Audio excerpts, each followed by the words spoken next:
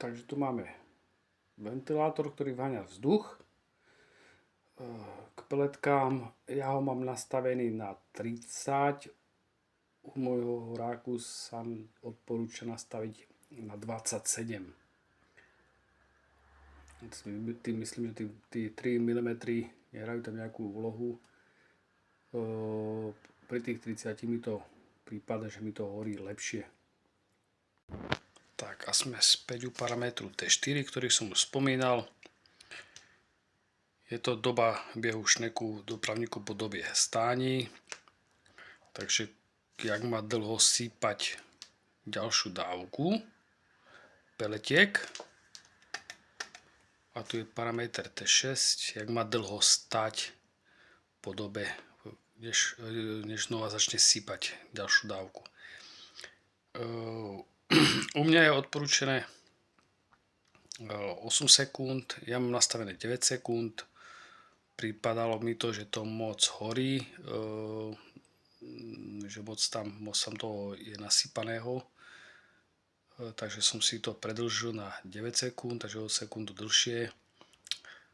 Samozrejme týmto krokom som si znížil výkon toho horáku z nejakých 24 kW zhruba na nejakých 22. Nepríde mi to nejak že by to nestiahlo nahrievať vodu, alebo že by to príliš dlho nahrievalo, alebo že by to malo vysokú spotrebu peletiek, skôr naopak.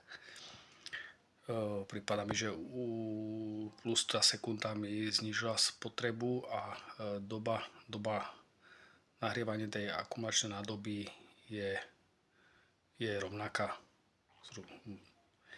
Tak a teraz preberieme v ďalšom videu, umiestnenie čidiel TV a TS, teplota vrchní a teplota spodní.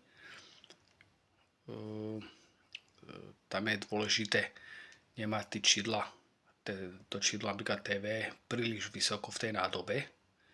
Musí človek spočítať s nejakou rezervou, než ten kotel začne znova dodávať tú teplú vodu do tej akumulačnej nádoby, kým sa nahreje, takže tam to čidlo TV, ak ho máte príliš vysoko v tej nádobe, tak môže sa vám stať, že budete potrebovať topiť do baráku a ten kotel ešte nebude nahriatý a nebude dodávať do sústavy, do tej akumulačnej nádoby teplú vodu, že tam je dôležitá